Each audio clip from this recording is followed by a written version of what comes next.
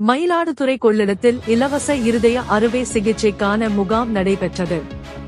மயிலாடுதுறை மாவட்டம் கொள்ளிடத்தில் தமிழ்நாடு துணை முதல்வர் உதயநிதி ஸ்டாலினின் 48வது பிறந்த நாளை முன்னிட்டு கொள்ளிடம் மேற்கு ஒன்றிய திமுக மற்றும் சென்னை செட்டிநாடு சூப்பர் ஸ்பெஷாலிட்டி மருத்துவமனை இணைந்து இருதய அறுவை சிகிச்சைக்கான இலவச சிறப்பு மருத்துவ முகாம் மற்றும் இரத்த தான முகாமை நடத்தினர்.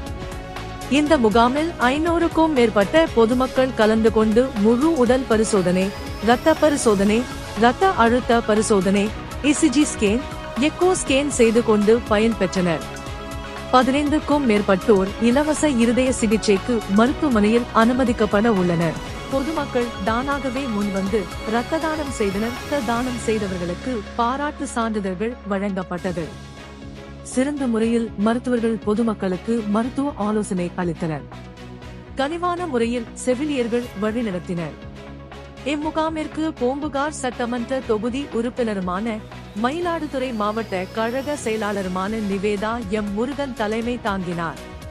கொள்ளிடம் மேற்கு ஒன்றிய கழக செயலாளர் செல்லசேது ரவிக்குமார் வரவேற்புரை ஆற்றினார். சீர்காழி சட்டமன்ற உறுப்பினரும் தலைமை செயற்குழு உறுப்பினருமான மு. பன்னீர்செல்வம் வாழ்த்துரை வழங்கினார். மயிலாடுதுறை முன்னாள் சட்டமன்ற உறுப்பினர், மாநில விவசாய தொழிலாளர் அணி இணை செயலாளருமான ஜெகரு வீரபாண்டியன், சீர்காழி கிழக்கு ஒன்றிய கழக செயலாளர் பஞ்சுகுமார், ஒன்றிய குழு தலைவர் கொள்ளிடம் ஜெயபிரகாஷ் ஆகியோர் கலந்து கொண்டு சிறப்பித்தனர்.